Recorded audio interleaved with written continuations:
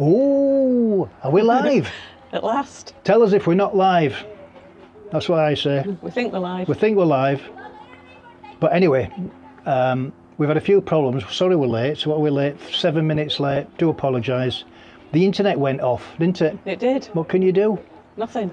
Anyway, hola and welcome to our second Live on the Solarium studio episode from our upper bungalow. More about that later. Here in Torrevieja. We are between the lakes in Costa Blanca with Mike and Yvonne. And today we have some special guests, which I'm sure if you follow our channel, most of you will know. Yes, they are bargain-loving Brits in the sun. No, sorry, they're not. The Brits living in Spain, but there will be bargain-loving Brits in the sun in a few days' time because you'll see them on that programme. They're also the people behind a very well-established estate agency business in La Siesta called Casas Espania. Ooh, it's all happening tonight. We'll be looking at buying a house in Spain with questions sent in by you, our viewers. Hopefully we'll have some live chat in the second half, so please say hello or ask us something if you like. We can't promise we can answer all your questions, but we'll do our best. For those of you who don't know Casas Espania, a couple of years ago we did an episode about our experience in buying a house in Spain, and we thought this would be a great way to introduce them to you.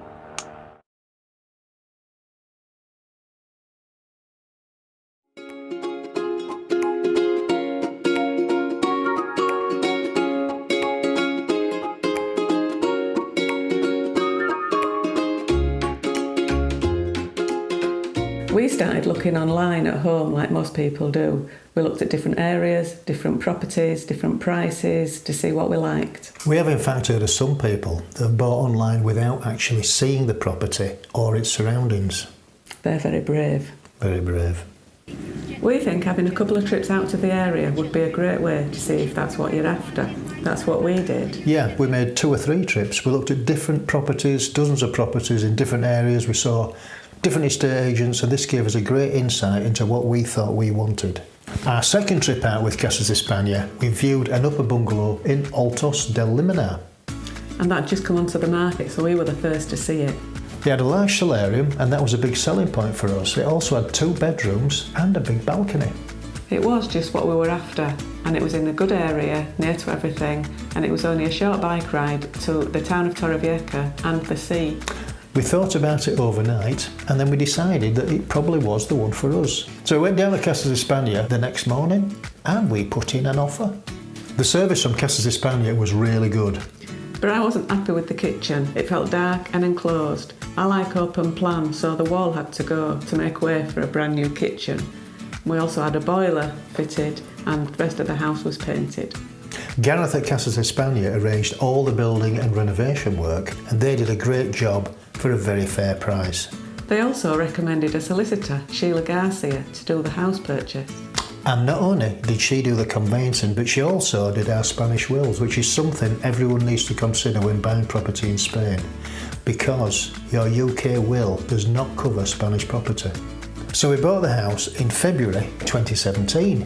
Both Casas Espania and Sheila Garcia did a great job for us, and we would definitely recommend them to look after your property purchase in Spain.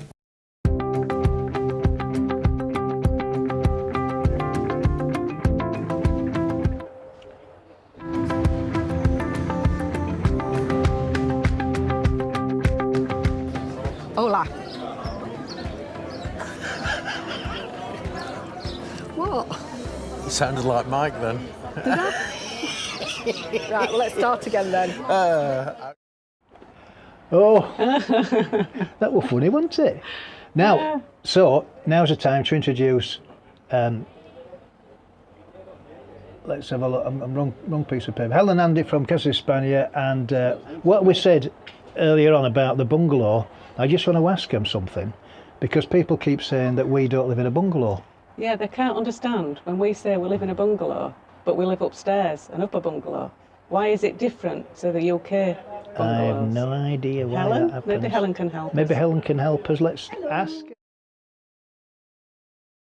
Yeah. I know lots of you might already know us. Right, here in Spain, lots of property types have got different names to the name that they'd have in the UK. So a bungalow here in Spain is basically something on one level.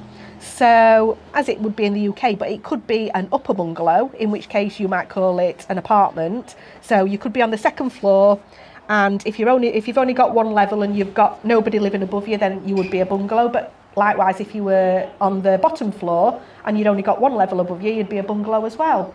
If you were in a terrace row and you've got nobody above you, you'd also be in a bungalow if you'd only got one floor.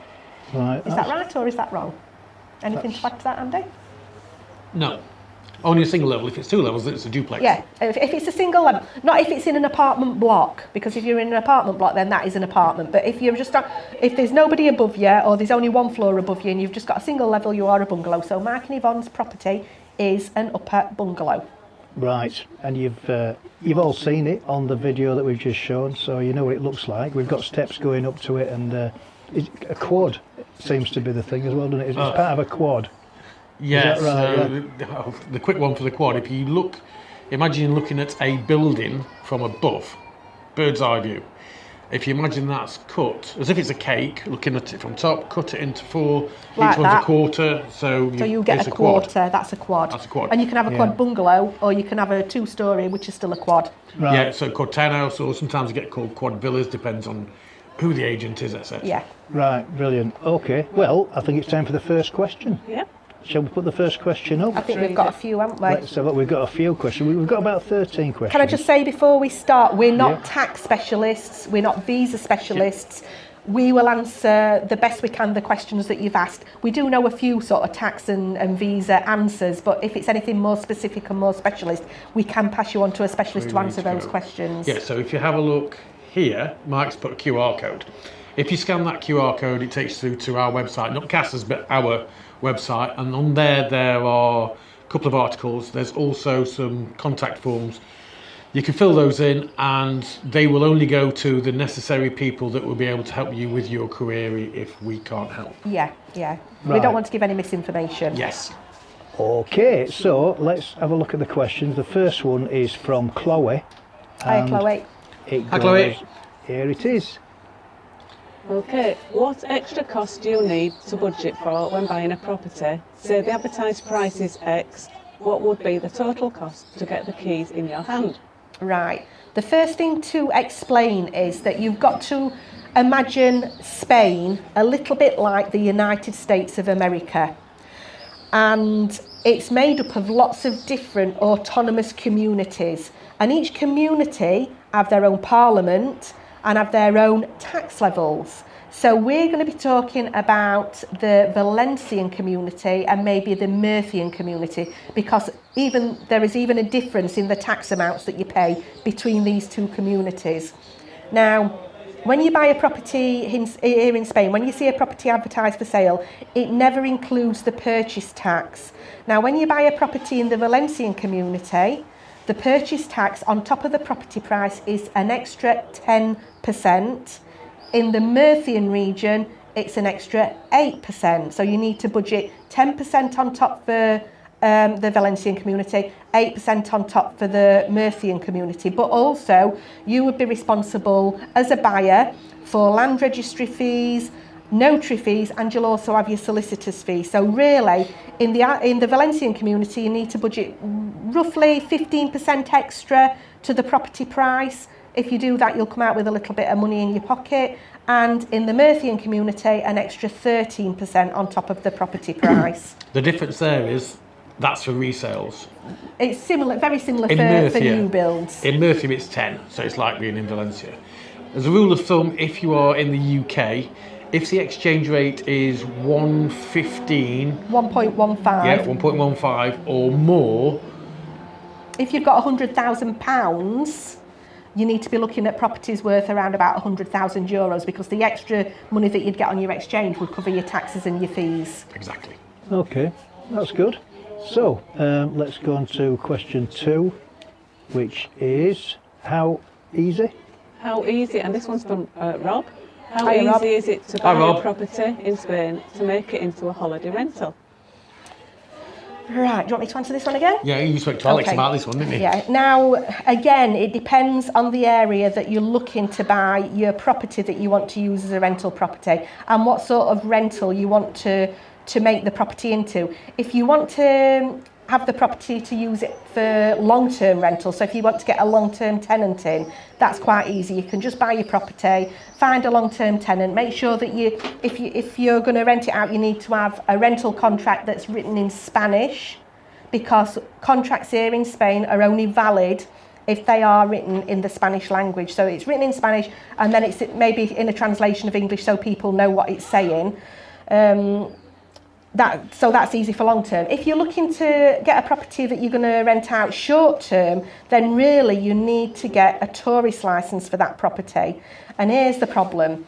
Some areas in Spain now are not issuing tourist licenses because they feel that the market is oversaturated with tourist rental properties. So it depends very much where you're looking, and the requirements to get your tourist license differ from one town hall to another. So some town halls may only ask you for a couple of documents. Other town halls it might be a lot more difficult. And as I've just said, some town halls are just not issuing tourist licenses at all. So it's worth investigating first the area that you're going to buy your property to see if it's going to be possible to get a tourist license if you're wanting to do short-term lets. But then you need to have all the health and safety bits in place that town hall says is a requirement. Finding people to actually rent the properties is not a problem. There are a lot of people looking for holiday rentals and long-term rentals. The other option you've got as well is you can actually buy properties with the holiday license in place. Just another thing to bear in mind, if you're going to have a property here and use it as a holiday let, you do need to pay tax for that here in Spain. It used to be that you had to do a tax return every 3 months for that, but they've just changed the rules, and now you can put your taxes in once a year as everybody else does, but you need to pay for your lets here in Spain if you've got a Spanish property. The taxes off the top of my head for here as well for a non-European resident for holiday lets? It's 24%. Okay. If you're in the European Union and you own a property here, it's 19%. Right, is it is it the 210 form, the Monday, or is it that Don't same know. form? I can't remember the name of the form. We can put you in touch with Alex, the accountant, he can tell you that one. Yeah. I seem to remember when we did our non-resident tax, it was the same form as that. Yeah. So maybe it is. Anyway, next question. Let's have a look. Question number 3 from Janice. If you own a property for yourself and not for rental, can your family, i.e. adult children, also use it if you are not there, or are there local restrictions? I've never heard of any restrictions. It's your house, you use it how you want the to, as long as you're not making money out of it. The only restrictions that you'll have are whatever your community rules are. So if your community say that you can only use your pool until 8 o'clock in an evening, then of course that'll apply to your children or your family that are visiting as well. But there's no reason why family members or friends can't visit your property here in Spain. There are no restrictions on that at all. Right, okay. Let's have a look at another one. And this one Question is number 4. Right, go for And it. this one's from Kev. The phone numbers on properties for sale are probably direct sellers without agents. Any advice about buying direct? Okay, so I'll start this bit. Go on then. These are the signs that people can buy from the Chinese shops. Okay, it says Sivendi on it, and they've got a telephone number on it. I would say at least 50% of the time, if not more, it is not the owner. Okay, it is somebody that's acting on behalf of the owner, or it's somebody that's acting as an agent that aren't qualified and not legal.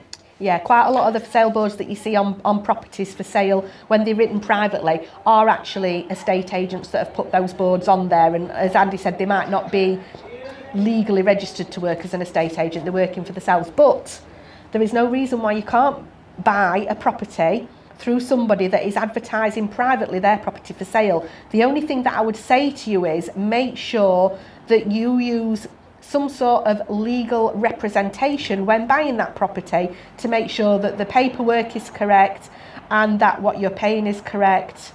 And that's before you hand over any money in any way. So really, if you're going to be buying a property from a private person, not through an estate agent, really you want your legal representative to check out a copy of the deeds first to make sure that A, the property belongs to the person that says that they're selling it, and B, that there are no outstanding debts on the property, and C, that what is there physically in life is what it says in the deeds, because sometimes buildings have had extra bits added and they've not been added through the land registry, so that all needs to be legalised before you buy. So as long as you're using a legal representative, you should be okay doing that if you wanted to.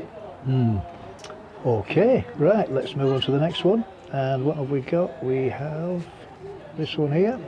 Okay, question 5 from Jason. Can you paint the outside of your house without permission? Jason. Sorry, we shouldn't laugh, but this is comical. Okay. Officially, no.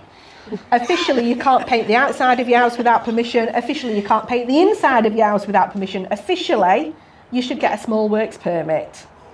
Unofficially, nobody gets a small works permit. So everybody paints the outside of the house and the inside of the house and everything else without permission, because it's a complete nonsense. Now, the only time that you can't do that is if you're part of a community and your community does not allow you to paint the outside of your house. I'm pointing at Mike and Yvonne, by the way, just so that you know, because they are part of a community. Exactly. Yeah, we've got to keep we can only use certain colours, I think, as well. Yes. Yeah, and it's same as some So- communities will say you can only have certain coloured windows and certain grills at your windows. Certain Toldos colours. But you know, if you're living in a property that's not part of a community and you want to paint the outside of it, I'd just go ahead and paint it, even though really officially you're meant to get a small works permit from the town hall. It's a nonsense. Right. Okay, let's look at the next question. The next one, question 6 from Jason. What work can you do inside without permission? Thinking of things like opening up kitchens to lounge. Really? You're not changing the footprint of the house. Yeah.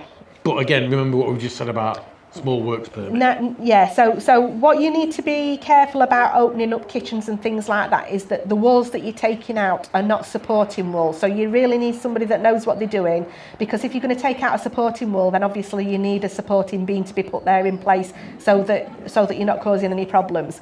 What you do need to bear in mind is if you're going to sell this property and you've maybe removed a bedroom or something, on the property deeds it's going to say that this house has got 3 bedrooms and maybe you've made one of the bedrooms into part of the living room. Now it's only got 2 bedrooms, so it could be that the deeds need adjusting afterwards. But officially, if you're not changing the footprint of the property and you're not adding extra square meterage, it's like getting a small works permit for painting. You know, people just don't do it. Yeah, we've had instances, and an agent, if they've managed to check the details out beforehand, we've had instances where actually some of our subscribers have bought a property, but we knew that it was listed as a 3-bedroom property, but the owners that were selling had modified the 3rd bedroom and made it into a dining room by creating an extra doorway into the kitchen. But you know, things like that can easily be reverted. Yeah, I mean, if you had a 3-bedroom property and you'd knocked a bedroom out to make it into a bigger lounge, you could always put a stud wall back up and make it back into a 3-bedroom property. So it's not a big issue. The problems arise if you start adding square meterage to a property and you've not got planning permission. You've not had plans drawn up and got planning permission and paid the taxes to the town hall to do that. That's when you get into trouble. Right, okay. Right, let's have another one. Here we go. This Next one is question number 7 from Mark. What is non-resident tax actually for? Am I being taxed purely for owning a property in Spain, and is there a UK equivalent? Yes, you are being taxed for owning a property in Spain. That's basically it. But just to extend on from that a little bit, non-residence tax is exactly what it says. It's for people that are not resident in Spain that own a property in Spain. So if you're from a non-EU country, the non-resident tax is worked out at a percentage of the catastral value, which is the value of the property. And for non-EU members, they work it out at a 24% amount on the calculation that they do. And for EU members, it works out at 19%. But what I'll say to you is, it's non-residence tax because you've got a property in Spain. Now, as a resident of Spain, owning a property in Spain, I don't get charged non-residence tax, but if I had a second home here in Spain, I would be taxed on that second home. So think of it as a second home tax, if you like. It's not really, it is non-residence tax, but it's because you've got a second home here in Spain. But if you think of it like that, if I had a second home here in Spain, I would be charged on my second home. Makes it a little bit easier to swallow. I don't think there is an equivalent in the UK, but if you consider the council tax that we pay here in Spain, plus your non-residence tax, it's still a lot cheaper than the council tax you're going to be paying in the UK. Yeah, it's not even half, is it? Nowhere near Not it, even nowhere half, near. So, we're a lot better off doing it this way. Right, next question is Number 8. number 8. From Rob. What is the difference between an NIE and a TIE card? Do you want to answer? Do you want me to Okay, answer? so an NIE number, NIE, sometimes you get mine was a piece of paper. You need an NIE number which is numeric. It's your tax. It's What's your it stand for? Numero Identidad de Extranjeros. Yes. It's your I was getting tongue twisters in the head. it's your tax identification number as a foreigner. It's kind of like your Extranjero national means foreigner. Yeah, it's like your national insurance number that you'd have in England, but it's a Spanish one to identify you as a foreigner. You get that. You need one of those when you buy a property. You need one of those when you buy a car, etc. As an example. Now, your TIE is a biometric form of identification that you get when you are a Spanish resident. No. Yeah, Spanish resident, yeah. Not, what's the other word I'm thinking of? Not resident. Just to say it easily, an NIE is your tax identification number as a non-resident foreigner, a non-resident foreigner. A TIE is your residencia card. So the two things are completely different. To be a resident, you've either got to have your residencia or a TIE. You don't need to be a resident to have an NIE number. You just need your NIE as a tax identification number for anything that you're going to do here in Spain that needs an identification number, like buying a house, buying a car, anything like that. But your TIE is your residencia. Right, okay, yeah, that makes sense. Let's have another one. What have we got here? Okay, we're on question 9. We are looking to buy a property. My partner has a criminal record, not a prison sentence. Does this cause any issues? Right, it depends when your partner... Oh, you're looking to buy a property. Doesn't matter, buying a property. Buying a property is completely different to getting residencia. Yes. Yeah, so you can buy a property here in Spain if your partner's got a criminal record, it's not an issue. If you wanted residencia here in Spain, they will want to do a police check on you for your residencia. They only check back 5 years. So if the police record's longer than 5 years ago, then it wouldn't even have an issue on that. And it also depends on what sort of a police record it is and how serious it was. Right, okay. Right, let's have another one. And this is from Bob again. Hi, Bob. Question number 10. What do you think about the massive prices on the new La Jolla project? I feel that we'll get another situation like 2008 where sellers won't have a choice but to significantly lower prices again. Do you want to talk about La Jolla, Andy? Okay, so La Jolla, the plans were originally 20 odd years ago for 7,400 dwellings. This has now been amended to in the region of 5,000 dwellings. The difference being 20 odd years ago, a 2-bedroom apartment would have been 60 square metres, give or take 55. If you look now, a 2-bedroom apartment might be more like 85 square metres, to give you an idea. Now, at the minute, TM are the developer that's currently putting up the properties. The cheapest one is around about 204,000 euros for a 1-bedroom apartment. The community fees aren't going to be cheap because their communities are quite good and quite involved. The quality of TM is usually quite good. There are other developers that do own parcellas, plots of land on the development. They are currently looking to see how TM develop before they start submitting their plans. But what I will say is TM are some of the most expensive developers in this area. So I would expect that other properties that are built on La Jolla after TM will be a little bit cheaper because... Depends how further down the line you are. Don't get me wrong, TM properties are beautiful, but they are ridiculously high in price, and I agree with that's my personal feeling. I think that if I were going to be paying 200 and something thousand euros I would want a villa, not a one-bedroom apartment. But we all want different things. I mean, what you'll find is the people that's going to be buying the properties that they're making over there aren't necessarily going to be the people that's going to be buying something they're going to necessarily move into long term. As a rule, they would look for that sort of money. Literally, El Chaparral, San Luis, La Siesta, as Helen said, you can get villas, decent villas in that sort of price bracket. But what you're saying about it pushing prices down, I don't actually agree with that. At the moment here in Spain, it is 100% a seller's market. So at the moment, demand really outweighs supply, and property prices are increasing gradually at the moment all the time. And I think when the La Jolla development's done, when it's complete or when it's partly complete and they've started selling the properties there, I actually think it will have a beneficial effect on the property prices in the area for people like me that live here, for Mark and Yvonne that are across the road from it. I don't think it'll have a negative effect on our property prices because it's going to make it a more desirable area. We're going to get more bars, restaurants, amenities.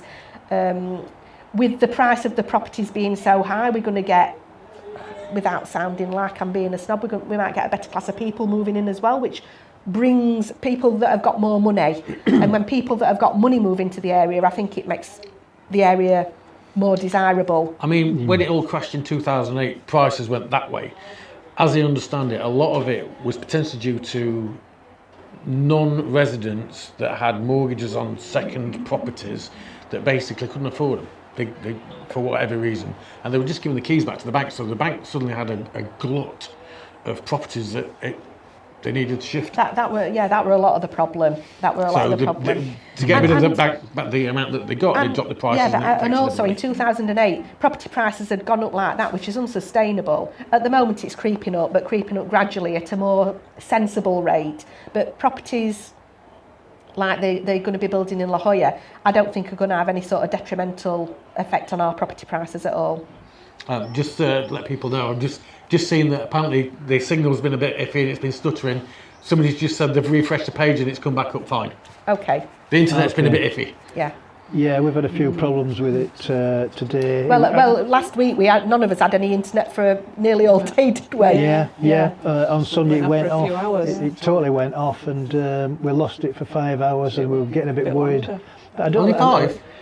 Over there, they had it all day. Yeah, it might have been longer. Yeah.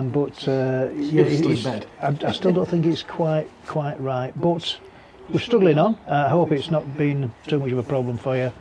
And let's crack on and see how it goes. So next question is, we are on question 11 from, it's Bob again. From Bob. There we go for And Bob. Bob says, But not hi Bob. No, not hi Bob. No. I am an artist. How easy would it be for me to find somewhere cheap to buy in Torrevieja to paint? I only need a space about 4 by 4 metres with some decent large windows and a washing area to clean my brushes. I couldn't work out whether it was wanting somewhere to live and do the painting or somewhere just for the painting. If it's somewhere just for the painting, you're possibly better off renting somewhere with big windows. It's the big windows that's throwing me. Yeah, if you're looking for somewhere to buy that you could stay in and it's only for the painting. I mean, here by law, for something to be considered a property to live in, it's got to get a habitation certificate and it's got to be a certain square meterage as a minimum. So the size that you've just said is a lot smaller than that, obviously. So if you only want something 4 by 4 metres, then perhaps, I don't know, maybe renting a unit, a commercial unit or something like that. But or buying a commercial unit. Yeah. I mean, they are some about. But if you want somewhere to live and it's only the size to be able to paint that you're interested in, maybe just look for a studio apartment, because lots of studio apartments have got really nice big sort of patio doors at one end. So one wall is a full patio door, which of course lets the light flood in. And then you've got your bathroom area and your kitchen area, but your kitchen area and your living area and your sleeping area is all in one, because it's just a studio. And you could pick a studio up. How much do you think you could get a studio for? About, it's ridiculous. Maybe about 40,000 euros, do you think? 40, 45, yeah. For the sol apartments, sol studio apartments up at the top of La Siesta, they're the ones that's had all the patio doors at one end. So yeah, something like that. Yeah, I mean, they've gone up quite a lot recently. But we're struggling, really, at the moment, in this area, we're struggling to find anything under sort of about 65,000 euros.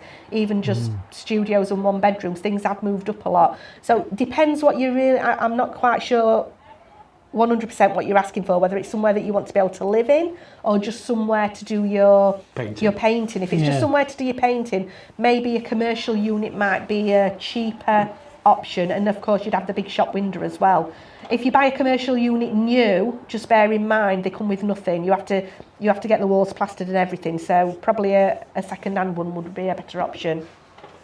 Right, okay, so I think we're on the penultimate question now, number 12. And let's see who this is. It's from Jason. So this question from Jason: why are there so many properties that seem to be abandoned in Spain? Right, the thing with abandoned properties here in Spain, a lot in this area in particular, a lot of properties are owned by foreign people who perhaps bought 30 and 40 years ago. Oh, just by the way, I don't know if you can hear, but there's a party happening across the road. So we're getting ready for the karaoke soon. And the fireworks. Yeah, and the fireworks. A lot of the properties, as I was saying, belong to people from abroad have brought them. So now those people are elderly. Maybe they've gone back to their own countries. Maybe they've died. Sometimes the Spanish authorities don't know who the next of kin is. So don't know who is to inherit the property. So that's one problem. Properties have been left because the person that owns them have died and they don't know where to find the family members. The other issue is sometimes here in Spain, when somebody's owned a property and they've died, the family members can't actually afford to inherit the properties. Now, inheritance tax over here in Spain, if you're a close relative, so if you're a direct descendant, inheritance tax is not a lot of money. But if there are no direct descendants and it's going to more extended family, inheritance tax can be quite expensive, and the Spanish government expect that tax to be paid up front before the property is belonging to the person that's going to inherit it. And so quite often people just can't afford to inherit the properties, and therefore they're left abandoned. Sometimes they might. Why else would they be abandoned? Sometimes if you see them on the side of the road. To Russians. Sometimes if you see them at the side of the road abandoned, they've been abandoned because perhaps there's been a compulsory purchase for a road to be built, but they've just not demolished the property that's there at the side of the road. Or maybe they're not even legal, if it's a rustic one. Yeah, sometimes if it's a rustic property, maybe they were never legal. There are lots and lots of different reasons, but I think a big issue in this area in particular is when people have died back in their own countries, or maybe the Spanish authorities don't even know that they've died. Yeah. So they're just left abandoned. That could be an issue. Somebody just commented for Bob, who's talking about doing his painting and decorate, or his painting, his artwork. Yeah. Suggested maybe a garage would be okay. Yeah. Possibly. But if you need if you need a big patio window, I don't know whether a garage would be possible or not. Patio door and shut on the outside. Yeah. And a sink. And a sink, yeah. So, but I think we're on the last question now, and let's have a look. So this is from my next door neighbour, Andy. Hi, Andy. Question 13 from Okay, Andy. here we go. I bought my property here for 47,000. If I sell it for 80,000 and upgrade to a new property at say 120,000, how much capital gains tax will I pay? Right, this is a little bit of a grey area. Officially, you shouldn't pay any capital gains tax because here in Spain the law is if you've bought a property, regardless of the price, and you're investing and you sell the property and you're investing the whole amount into a new property here in Spain, you bypass capital gains. But what you do need to do is get a decent legal representative working on your behalf so that does happen. But that's officially what it should be. So if you buy a property, like you said, 47,000, if you had to take a mortgage out for 30,000 to buy that, you do pay the mortgage off first, but you've got to invest the rest of it into a new property here in Spain, and then there should be no capital gains to pay. Right. Okay. Well, that's a great answer. And I think that's it for questions. That's it for our sort of scripted questions. And now I think it's time for some live chat. Okay. And we've got quite a bit. Have we not, Yvonne? I think. The only thing I'd say is if anybody bangs anything through now, there is a delay in the response that they'll get. Yeah. There's a bit of a delay there. So let's see what we've got here. We have a bit of baby crying over the road at the party. We've got the babies crying. Obviously not give them any beer. Right, now then, now we've got this internet problem, so I'm hoping we can get the... Oh yes, I think we can. Look, if we're really quick. We've hit the button, there we go. Right, okay. That's it, we've got the live chat on the screen. So we've got Trina Bright. Hi, Trina. Hi, Trina. Hi, Trina. Hi, Trina. Jason K. Hi, everyone. Hi, Jason. Hi, Jason. Marco Dynamo. Good evening from Doncaster. Hi, Marco. Hi, Marco and Lindsay, probably, I'm guessing. We've got Bob. We've got Bob. Hi, Bob. Hi, Bob. Hi, Bob. Hello, everyone. Bob is actually over sat there. behind He's us. sat over here. He's supposed to be the bartender, Say hello, but Bob. he's not. Sack him. Come and say hello. Come and say hello, Bob. Bob's here. He's looking after the wine. Yeah, he's doing a good job. Is he? He's topping you guys up. I don't know. He's emptying them bottles. That doesn't sound like Bob. Where are we? Jason Evening Yes. from Oh, yeah, Jason Source Properties, yeah. Right. Yeah. They're getting gradually Bradyburg. noisier and noisier across Brady there, Blue. aren't Yeah, they? it's getting a bit louder, we're isn't sort it? of competing with them, Yeah. aren't we now? Well, we're getting to the end now. We're not doing Well, bad. we'll I'm just in go good through all time. these. Just need to go back up here because I went to the bottom. He went to bottom. Went to the bottom of So those stairs. where we go? Let's have a look. So- Marco Dynamo. Right, Barry here. Tina Bright's giving us thumbs up. Marco's saying hi, Bob. Hey. Marco said hi, Bob. Jason says hi, Bob. Yeah. You have? Yeah, we're getting down. They're getting down to them on the Yeah, Yeah. everyone's Yeah, just so- reading through everything. Oh, that's yes. You're just saying hi there, aren't you? Yeah, that's a good. That's it. You're in the right place. I've just seen something I'm going to add to it. Somebody's just had about buying whether it makes a difference if you've got an Irish passport or a British passport. Doesn't matter. Okay? As long as you get the NIE number which your legal representative can get on your behalf as part of the buying process, it doesn't make any difference when it comes to buying a property, whether it's an English passport or an Irish passport. No, that's just when you come to getting resident here if you want Yes. to move over. So that's two different things you need to bear in mind. Yeah. They're completely separate. Buying a property is completely separate to... Living here in Spain permanently. Yes. Right. Okay. Okay, Barry Debate, we would like to buy a place like yours. How much would that cost now? What the This. fees? This one. Okay, I would say I would expect these to be now, off the top of my head. It depends on the condition. I wouldn't be surprised if we see some of these 85, 90. I have seen them as little as 70, 65 if they're in really bad condition. And sometimes we'll get people that want to put because here in Spain people can advertise their properties for sale for as much as they want to, and we've even seen properties similar to this across in La Siesta, maybe up for 100, 110,000. I've seen them, they're a little bit bigger and we think and that lot, that's yeah. never going to sell for that, and it has. Yeah, So you never know. that's at the minute there's such a diverse range between the lower level and the upper level, it's really difficult Yeah. to say. Yeah. Sorry, I can't be any clearer on that. We bought ours in 2017, and it was we paid 59. Next door neighbour Andy paid 47, as you said in that previous comment. We've got Gary around the back. He bought his in about 2008. No, before that, before the crash, Yeah. and he paid 90 something. Yeah. Yeah. Yeah, it's probably it's back up, getting back up to that them sort of prices Yeah, again. and it's exactly they're all exactly the same. Yeah. The quads look exactly the same specification. So there's three different prices there. I think sort of 2006 or something, 90 odd thousand, and then Andy bought just after the crash when it was at the lowest price. He paid 47, and then we paid in 2017. By that time they'd gone up to 59. Yeah. So a big diversity, isn't it? Yeah. It's Yeah, really. But they're back up again now, and I think like you say, Andy, probably around about the hopefully 80. Yeah. I would say 80, Yeah. 85, I would Something say like that. 85, depending Yeah. on condition and spec. Yeah, I'd like to everything think it was 85 Well, or yeah. possibly 185, but that's been a bit Yeah, wishful thinking. wishful thinking. Right, let's go back to the chat. Okay. Margaret Burney says hi. Our turn now. Good evening from Mick and Kath. Hi, Mick and Hi Kath. guys, can't be long before they're moving over for good actually, thinking about it. Moving over to Casada. Martin, good evening. You're Hi all Martin. Hi, Martin. Not sure if Nice Angela's one, with him. chicken.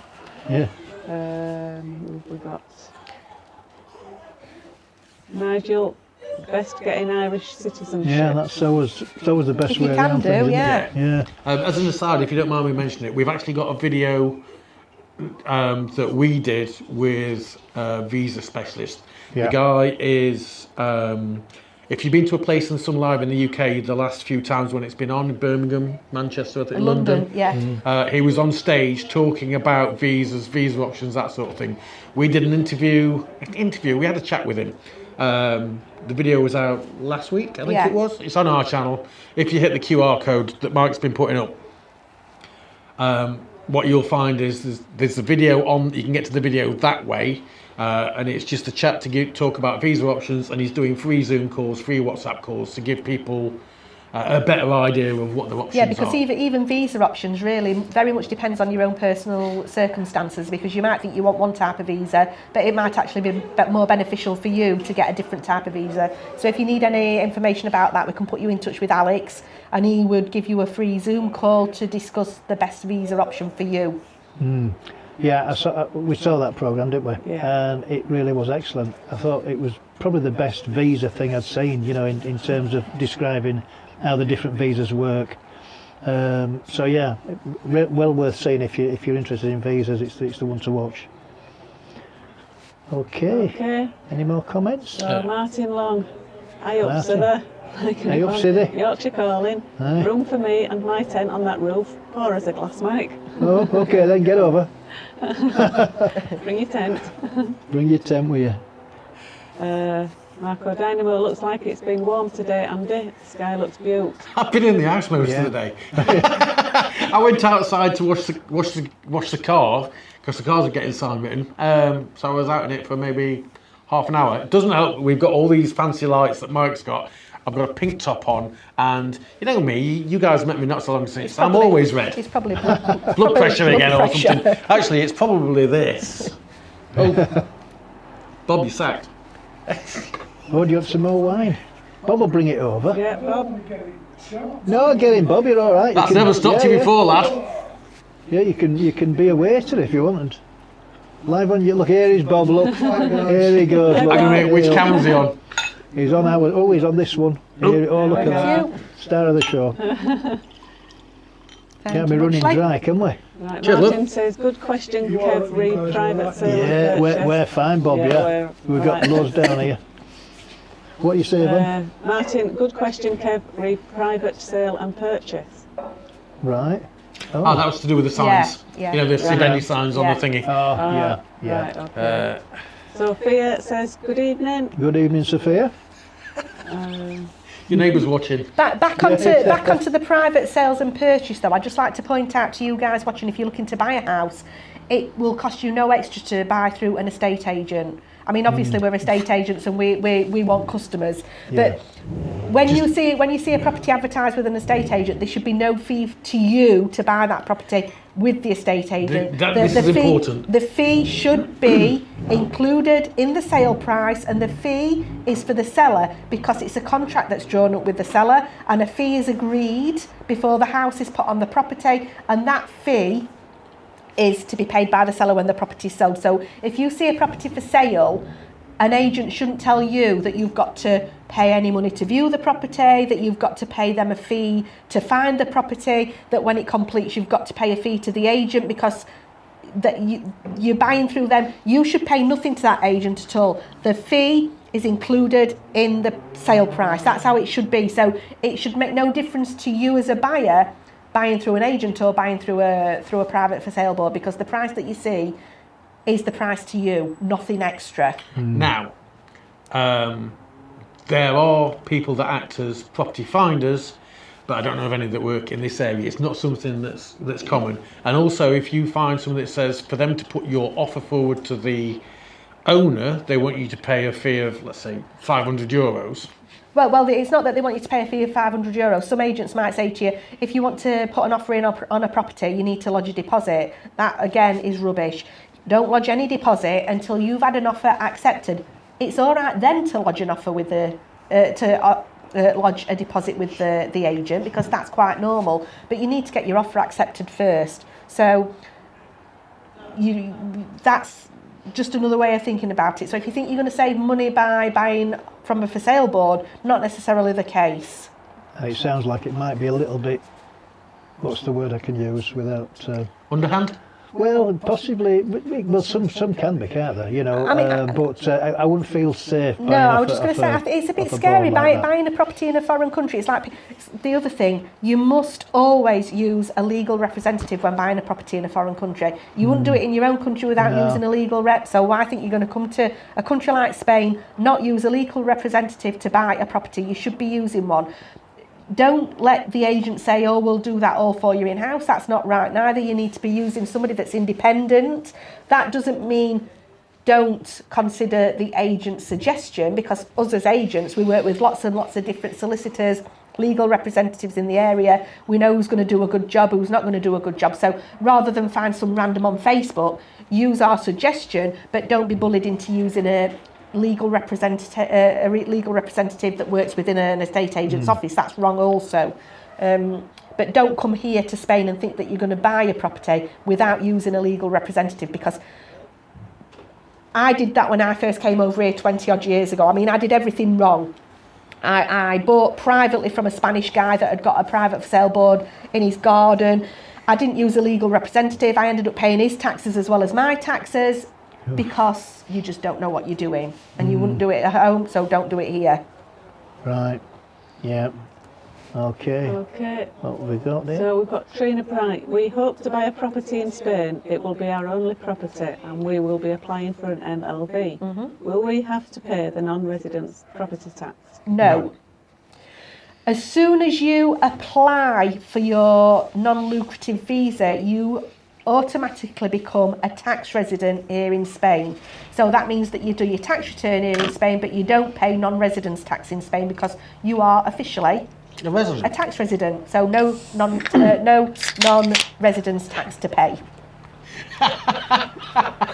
That wasn't us.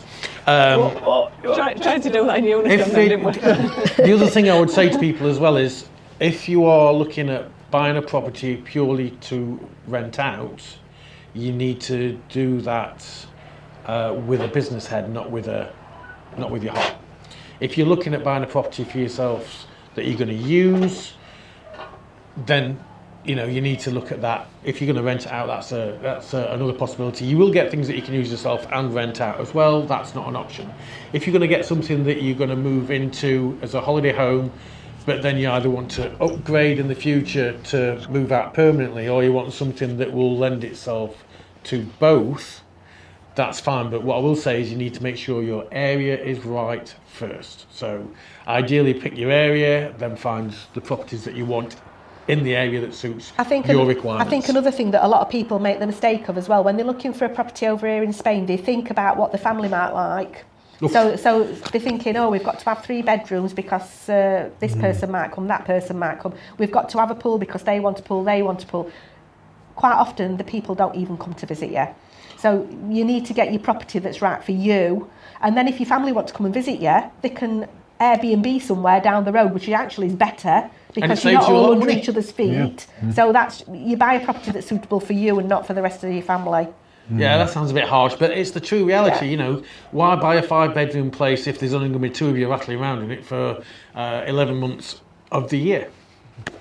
Yeah, that makes sense. Okay, the next one from Sophia. Is it simple to pay non-resident tax ourselves? At the moment we pay a lawyer £95 to pay it for me and my husband.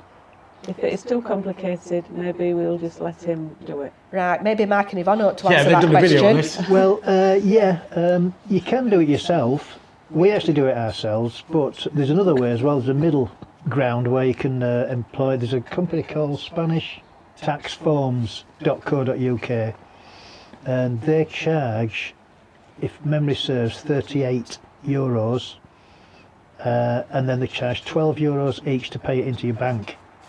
So as opposed to, we used to pay 60 each, so we used to pay 120, didn't we? So that Spanish tax form, if you use them, you would save probably €40 or something. Or if you do it yourself, obviously you do it yourself and that's it. It's up to you. I think everybody's different. People don't like filling forms out, do they, as a rule? It's not an easy form to fill in, but you can learn to do it. We hate doing it, but we do it every year, Once don't we? you know what you're doing, Yeah. it is quite easy. I actually screenshot the form, so I fill out the form, tick all the boxes. It is in English as well, which makes it a little bit easier. We do it every November, before the 31st of December, the deadline, and you pay in arrears. And it's not a lot, you know, it's a very small amount, you know, when you consider how much, you know, tax you pay, the council tax and that type of thing, which I put it on a par with that. I think we pay, I think for our property, our cadastral value is 39,000, something like that, and you pay a percentage of that again, Bob. What, the cadastral value? Yes. Well, it might be worth... Because they have a lot of cadastral values in Torrevieja area. Oh, have they really? Yes. What, this quite recently? Yeah. Yeah. I would say last year. Right, okay. I'll check that then. But the form does actually tell you, when you put in the number, the long number from your SUMA, that massive 20-digit number, whatever it is, that actually works it out for you. So you don't have to really do anything. It knows what your cadastral value is. Right. So we've not really, but it's not gone up. It's not changed in the last, what, 3 years? I think it's been the same. And just to let people know, what is your non-residence tax? Because it's only a very small amount. It's not a massive amount at all. The actual amount last year we paid, when it was 19% when we were in the EU. Yeah, it's 24% now. And now it's 24%. When it was, we used to pay, what, it's 67? I can't remember. €67 each. And now I think it's 87 euros each. So it's that the difference between the 19 and the 24%. When we left the EU, it went up to 24%, and it made about €20 difference each to us. So it wasn't that bad. But when you think the whole thing, you've got 87, so €170. It's not a lot really. And if you don't pay it, it goes on to the it goes to the property, doesn't it? You know, it gets left on the property. So when you come to sell it and you haven't paid it, then that debt will be on there. Yeah, so you've got to make sure you pay it. The question about capital gains tax, if you've not done your tax return every year, or if you're a non-resident here and you've not paid your non-residence tax every year, you will pay capital gains.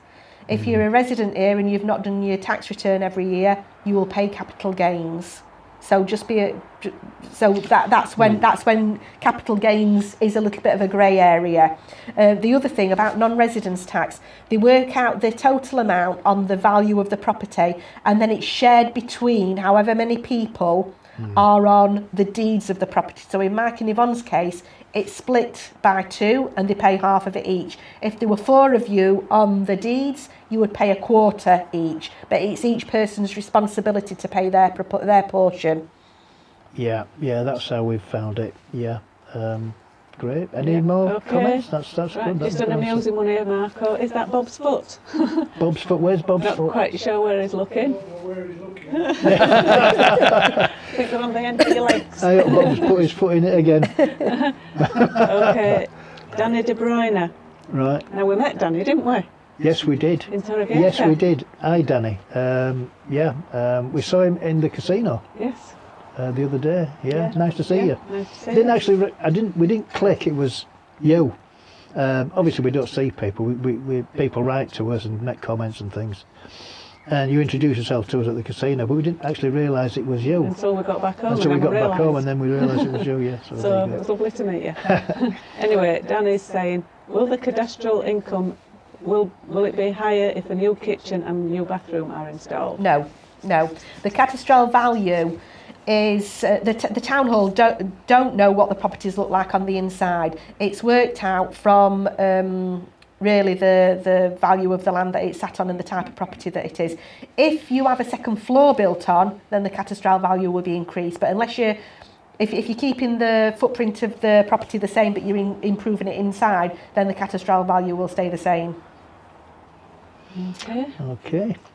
Right, moving on. Smiler 25.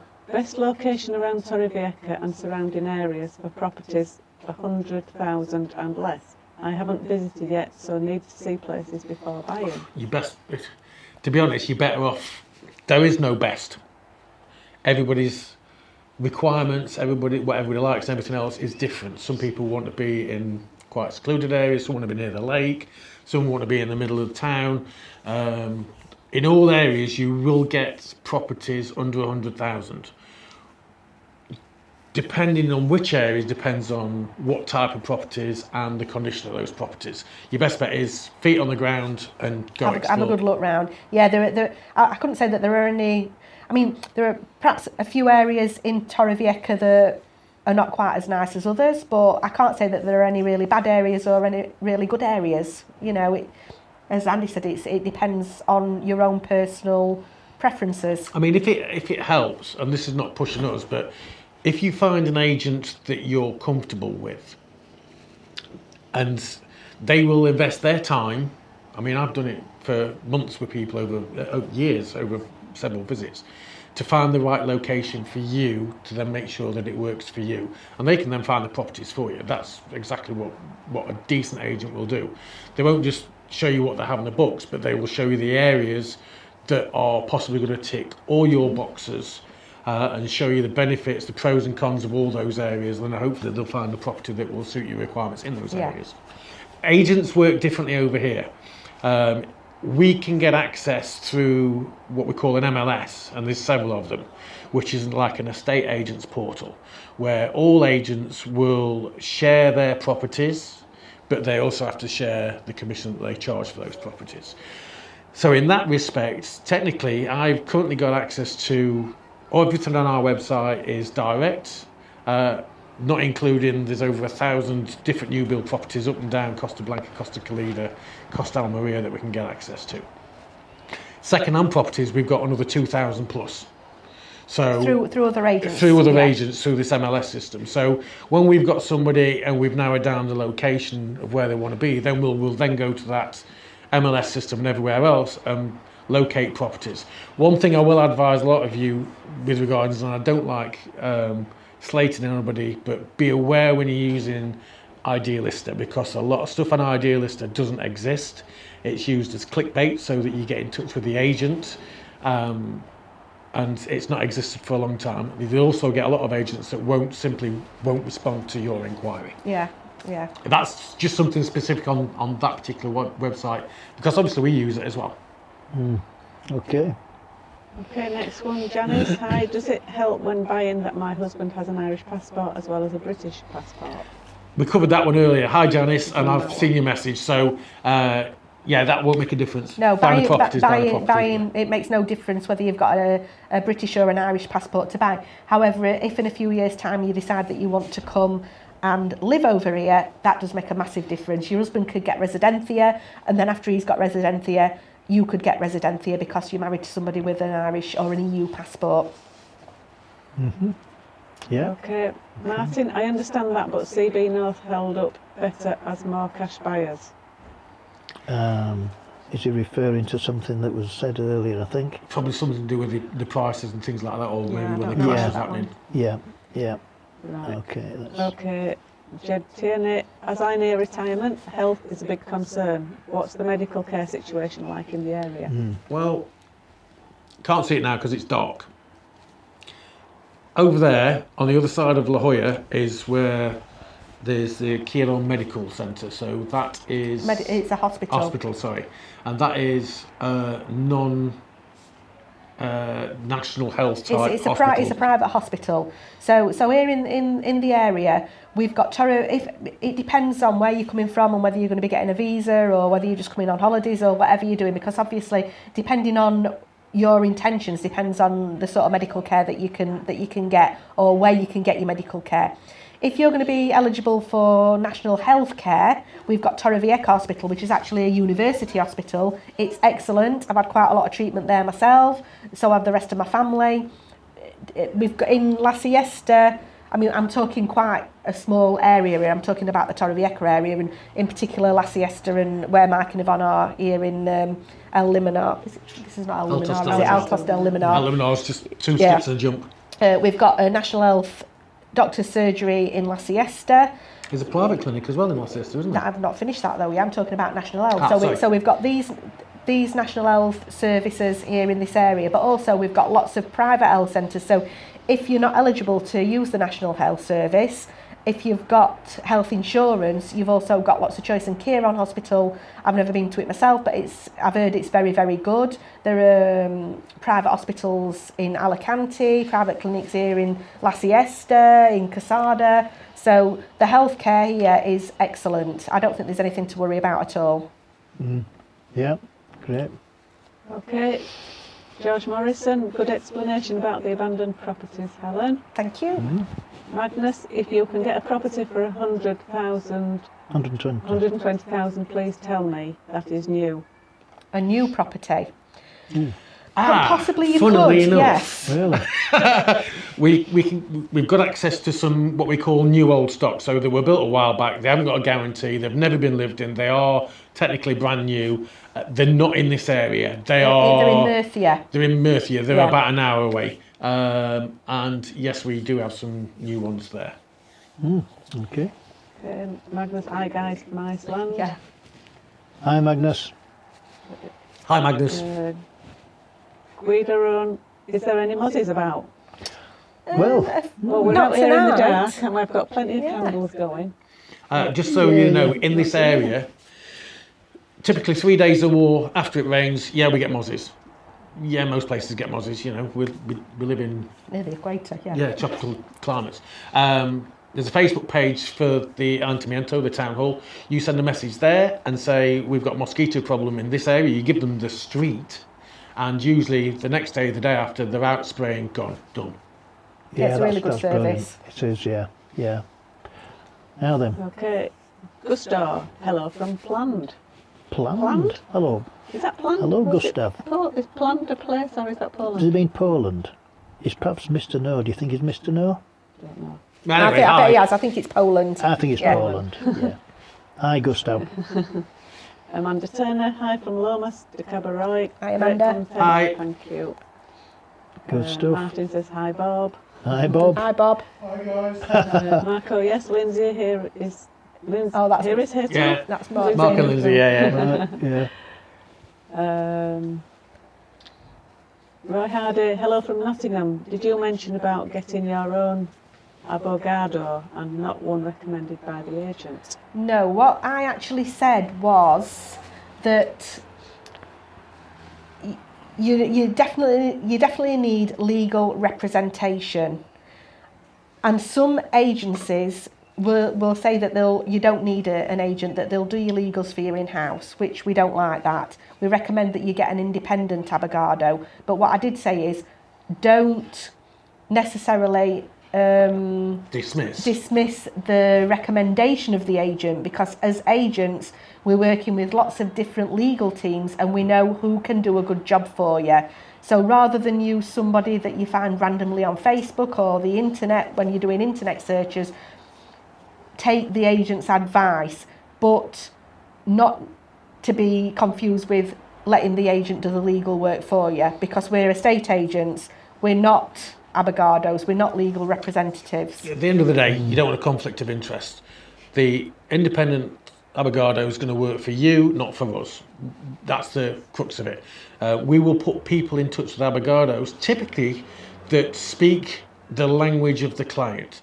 So if we have a client that speaks Polish, or if we have a client that speaks Finnish, we can put them in touch. They don't have to use them. We can put them in touch with an abogado that speaks their language. It makes things a lot easier and a lot more transparent and a lot clearer, and it makes it go a lot smoother. I mean, Mike and Yvonne, we recommended Sheila. Now, we recommended Sheila because Sheila's Helen's solicitor, she's my solicitor, she's Gareth's solicitor. She's Bob's solicitor. She's Bob's solicitor. It gives you an idea. So for us personally, we know people that are trustworthy. Now, we've heard quite often recently that people have when people have been saying to us, so how much will it cost us extra to buy? And we've said, well, you need this for your taxes, this for this, and generally speaking, this for your solicitor. We've had quite a few people saying to us recently, oh, well, we've been to this estate agent here and they've said we don't need a solicitor because they'll do it for us. That's what we don't like. Yeah, because, it's not what they're qualified in, it's not what they do. Yeah. No, we were very pleased with Sheila. She was great. Did all our direct debits, everything really expected it. And plus the will as well, the will writing thing, which she did free for us or included in the price of the conveyancing. So we were well impressed with her. She was great. And she's lovely, Sheila. Yeah. Yeah. Right. Okay. What have we got next? Has the price of sun cream gone up recently? Has the price of sun cream gone up? Do we think? I was looking at sun cream in Mercadona yesterday, and it seemed about the same price as it's always been to me. So Might depend on the brand and where you get it from. Yeah. Just as a quick aside as well, my dad's just commented there in the background, but you won't be able to hear him. Where if you use a solicitor as well, they will make sure that all of the taxes that are meant to be paid are paid, because that's another important factor. They will be responsible for making sure that the 10% that you're going to be paying is paid to the right place. And anything. Yeah, because you're in trouble if you don't pay your taxes properly. And they'll obviously discover if there's any debt on the property. Of course, and they'll do everything. They'll also before completion they'll send an architect round to have a look to make sure that what's physically there in life is what it says it is on the deeds, and if it's not, the selling party will need to rectify that before completion. So it's definitely important to use a solicitor or a legal representative. Have a proper legal representative, because some accountants do it, some gestors do it. They're not all solicitors, but if that's the job that they're doing, then they're all right to do the job for you. But estate agents are not. That's not our speciality. Yeah. Okay, Guido, I recently knocked a wall down and made the kitchen open plan. The wiring and plumbing does not follow UK regs, so be very careful. No. Yeah. Andy's actually an electrician, a UK electrician. I don't think he'd have a clue over here in Spain. Actually, to be fair, I mean, I've seen the way they do things, and for instance, with electrical stuff, we know it usually goes like that, or it goes like that. Straight across, straight up and down. Job done. So when you see sockets here, no, I've seen them go like that. On the flip side, if you need to rewire in the UK, you usually have to chop all the wall out and redo everything with twin and earth and everything else. Here, it's got the flexible conduit that's in the walls, and you literally cut the ends off, get hold of the wires, pull them through, get a fishing eye, pull the new cables through. Very quick, very cheap. Right. Okay, next one is from Andrew, Andy next door. Oh, Andy. Hi, Mike. Hi, Andy. It's Andy. Would you like me to tell them over the road to be quiet? They're quieting down now, They've aren't all gone in now. Yeah. They're But not so bad now. Guido, buyers need to have 10% tax also. Right. Yeah, I think we covered that bit. On that one, also, it's worth finding out what the community fees are for the property you wish to buy. Okay, well, if you like us, you've got nice. Our community fees are 87.30 every 6 months, which I think is very, very good. That's good. I mean, if you're in an apartment block with pools and gardens, obviously the apartment block you have to pay. The community fees go towards the upkeep and the maintenance and the services of the lifts. Yeah. So there's that sort of thing to. Yeah, we've seen community fees anywhere from like €100 right up to €2,000 or €3,000 a year. So it is definitely important to find out what your community fees are going to be before you buy. But your estate agent should have that information when you're viewing, you should be able to say what are the community fees and what is the EB, which is the equivalent to the council tax. So you should be able to get that information so that you know that before you make a decision about whether you want to buy or not. Yeah, yeah. What's that? You're shouting something. Yeah. Andy Barton over here, please, Bob. I think that's Oh, the wine. yeah. Oh, yeah. He's drunk it all. Oh, God. Janice, looking forward to coming out on Tuesday to explore buying a property. Very good. Yeah, I'll speak to you Wednesday. Right, yeah. I think that's what the message said. I was speed reading, sorry. So, Okay, Diane Dunn, very informative episode. Nice to see you all. Hiya, Diane. hi Diane. Well done.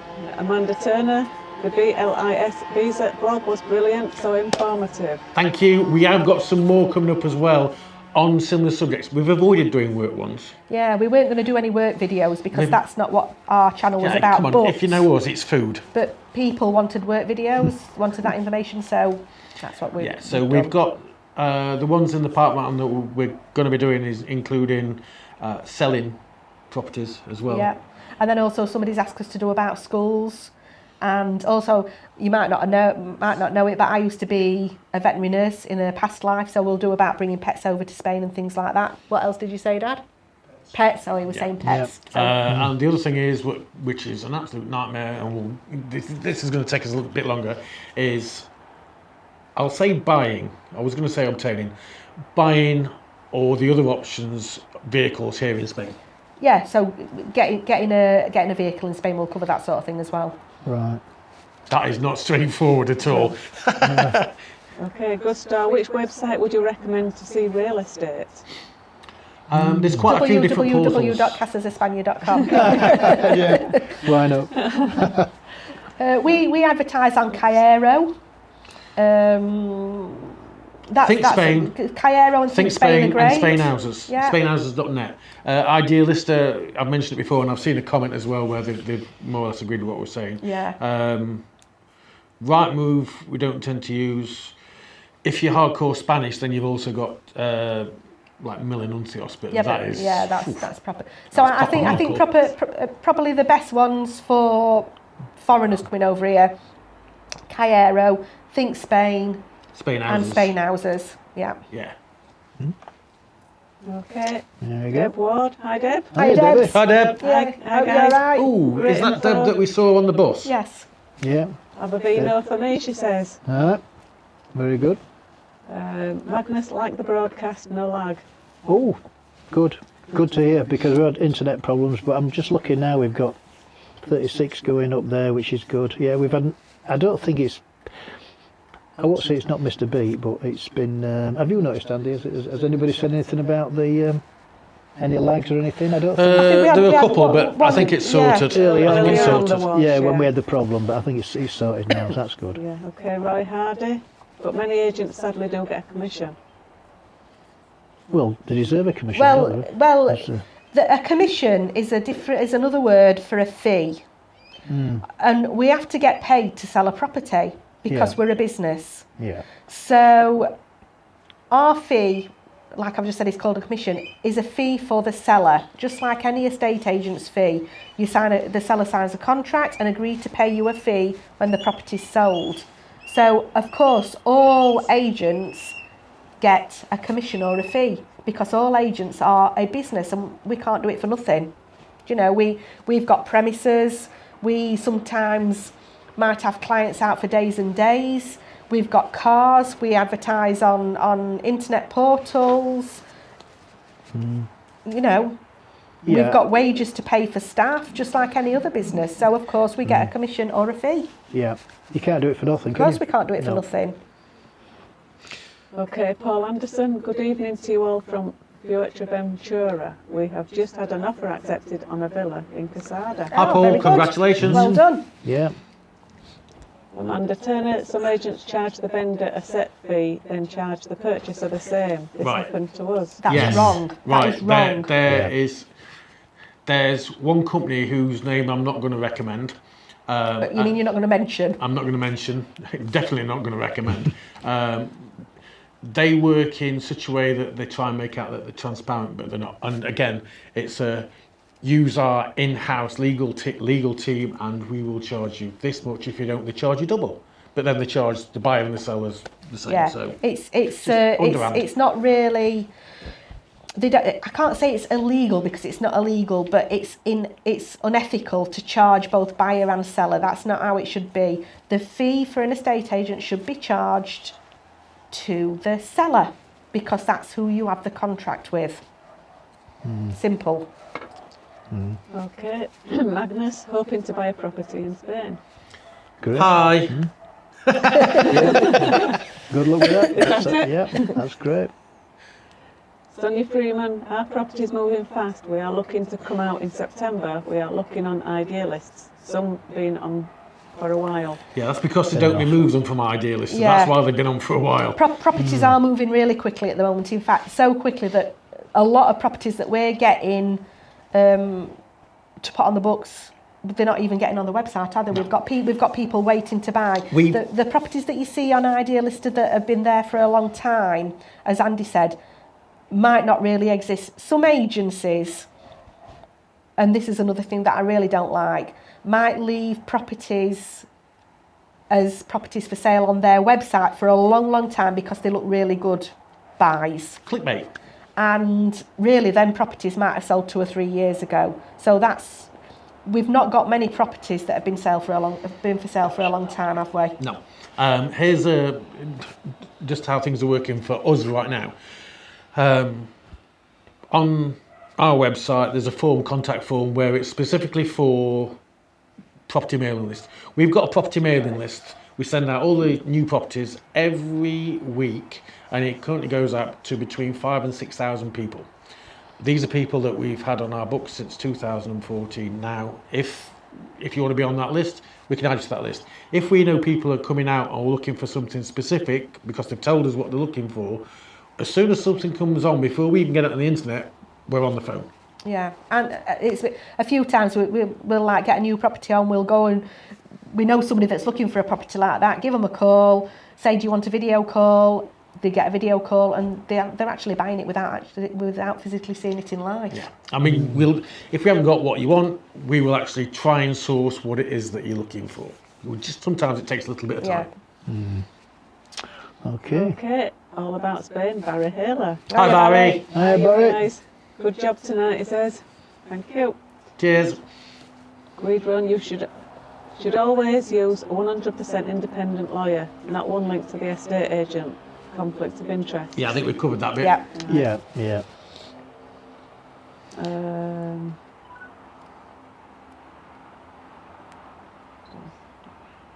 Yeah, okay. Angela Sider, does having a pool add any extra taxes? Yes. Well, Soon, I think. not really. I mean, it's Not a massive amount. when we were talking about cadastral value. So when the town hall are working out the value of your property, it might add a little bit extra onto that, so it means that you pay a little bit more. What's it called? In England? Council tax. Council tax. Your council tax might be a little bit more each year, but not a massive amount. If you're living in a community and you've got a communal pool, you'll have community fees to pay, and they might be a little bit more expensive if you've got a pool, rather than if you didn't have a pool. But it's not gonna add a lot more, really. Right. Okay, Sophia, thank you so much for answering. We think £95 lawyer fee is well spent. Better let him do it for us. To be quite honest, anything legal, I would, even though I've lived here for 21 years and my Spanish level is not bad at all, but I would rather let somebody that knows what they're doing do it for me rather than do it myself, because the red tape and everything here in Spain's a nightmare, and sometimes even just trying to download forms or whatever or get on the website can be a pain. Okay, Martin, I meant that prices weren't as badly hit in the Costa Blanca North as more cash buyers, whilst South had more buyers with mortgages through in the towel. Yeah. When credit crunch took hold.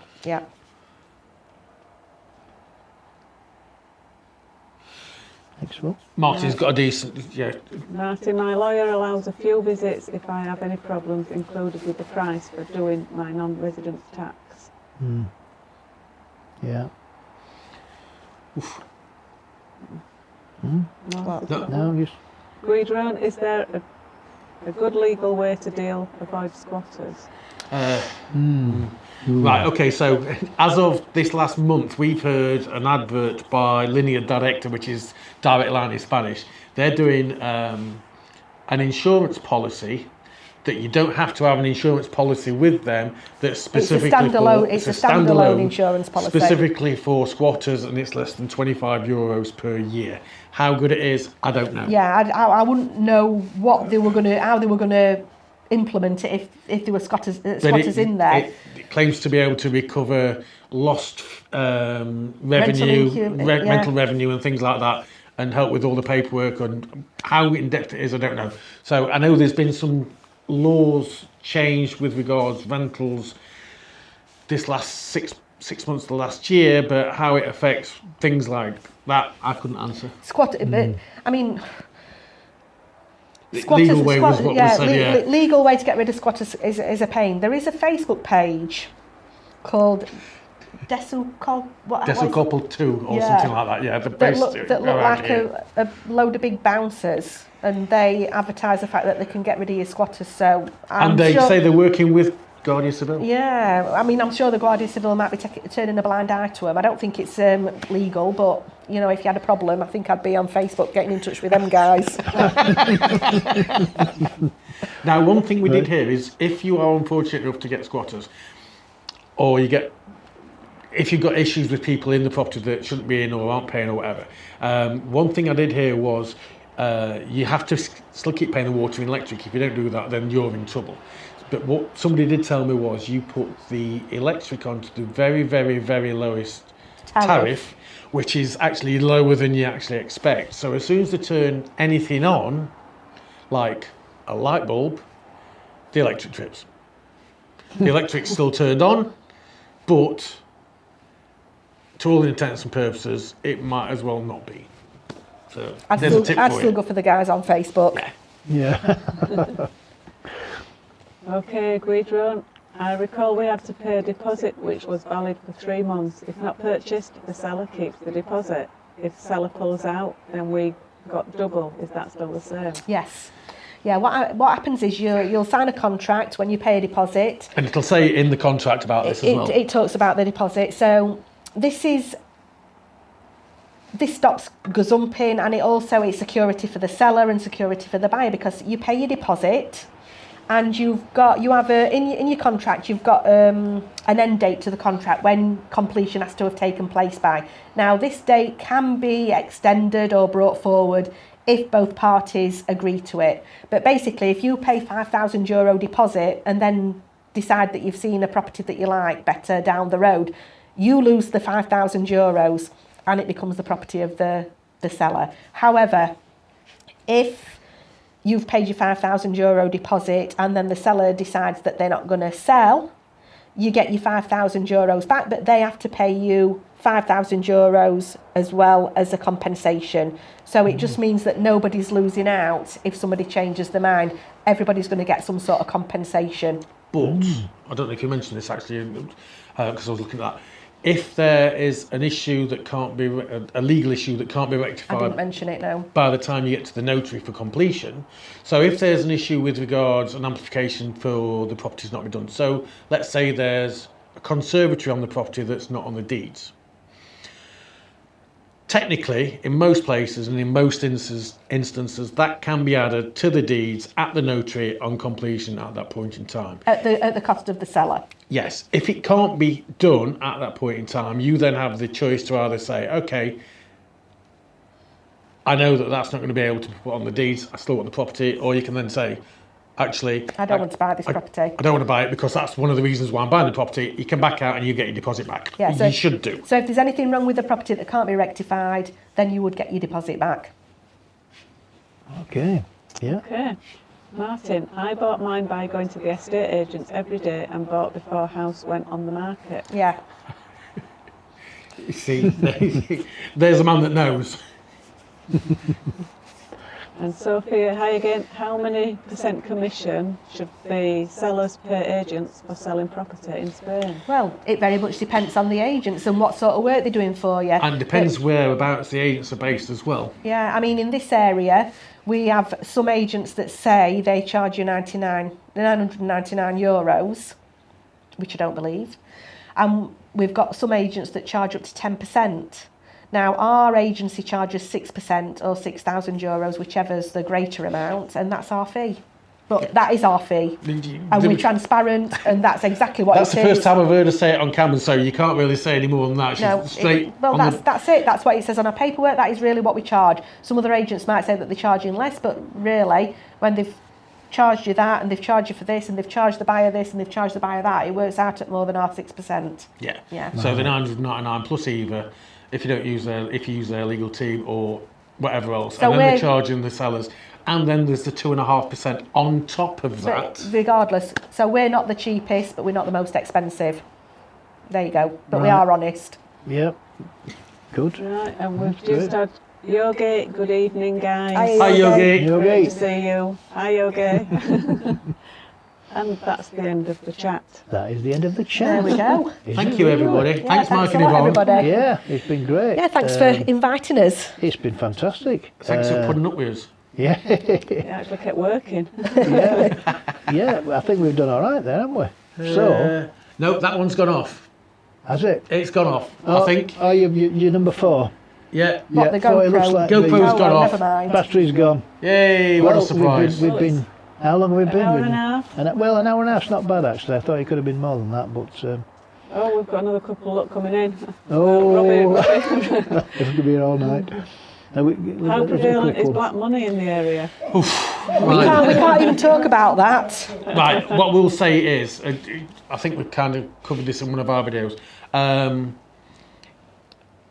If you buy a property, this is going to cover several things. If you buy a property and the cadastral value of that property is more than you're paying for it, so I can use my own as an example. Mine was a bank repossession. The development hadn't even been finished when I bought it. I paid 80,000 for my property. The bank valued it at 115. And somebody else did exactly the same price property, the next street across. The government came after them for the tax, saying that it was worth 100,000 and they wanted the tax on the 20 grand that they'd not paid. I didn't get that, and I think I'm now out of that zone, so they can't come and get me for it. But because I paid 80,000 for it, if I now sell it at 130, if I don't buy another property that's 130 or more, less the bit for the mortgage, I will have a bigger capital gains tax. So if you pay less than what you should be paying, and then when you sell it for more, you're going to end up paying more in the long run in capital gains. Yeah, but that was nothing to do with black money. No, it is, because like I said, if you was to pay 50,000 for something that is advertised at 80,000 and you pay 30,000 in... What I'll say about black money is it does happen occasionally, but nowhere near as much as it used to. For example, when I bought my house, my first house here 21 years ago, I bought it for €80,000. And the old Spanish, I told you, I already said I was buying it from an old Spanish guy. He only wanted to declare 40,000, and I were actually getting a mortgage for it for nearly the full amount. I think I got 100% mortgage from the bank. And I went to the bank on the morning of the notary, and yeah, they were paying the 40 grand to him, and they actually gave me a bag with €40,000 in it to take to the notary. Now that does not happen at all anymore. So What year was this? So this is 2002. So now you know what happened yeah. in 2008. So yeah, so you don't see, yeah, but I didn't hand my keys back and not pay my mortgage. You don't see black money like that anymore. And to be quite honest, I think the whole world is trying to get rid of cash. So we're seeing more card payments, more bank transfers and things like that, because I think really governments want to do away with cash. In my opinion, when that happens, we're all knackered. So keep the cash going, I say, but black money does not happen like it used to, if that were your question. Right. We just got one We've here. just got another one here. How much cost is it to get an NIE number? I think most places are charging around about 150. I mean, you can do it yourself for €15, but good luck. Yeah. Most places are charging about €150 to get you an NIE number. Now, to get an NIE number, you can do it Here, yourself. in Spain. Here in Spain, yeah. You can do it yourself, or the person that's getting it for you can do it with you while you're here in Spain, or they can get it for you with your power of attorney. But the power of attorney for an NIE number has to be signed here in Spain. It's no good doing a power of attorney to your legal representative from your own country, because the police station now will not accept that power of attorney. It's got to be a power of attorney that's signed in Spain to get your NIE number, or get it with your legal representative while you're here. Okay, right, well, we're getting to the end now, and I think that's about it, you know. Okay. I think that's about it. It's knocking on now. That's the last It's one. nearly Christmas. Tony's finally caught alive. Oh, yeah. So, Nice to see you. Bye.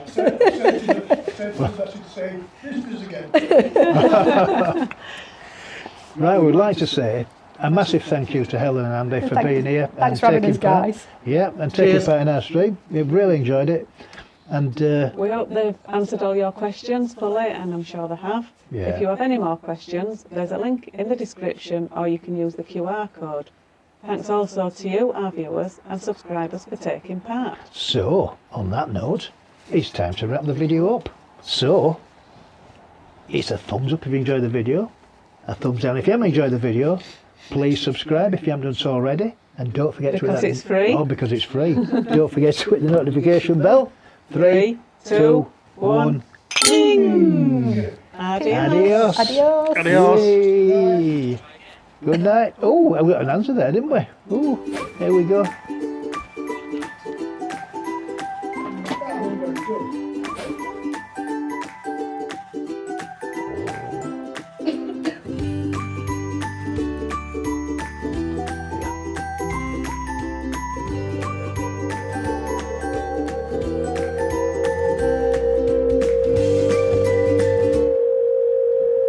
That's it. Yes. There's a mic on somewhere. Yeah, we don't mark it, and I couldn't find out which one it was. Yes. Yeah. Yeah. I think we did all right there.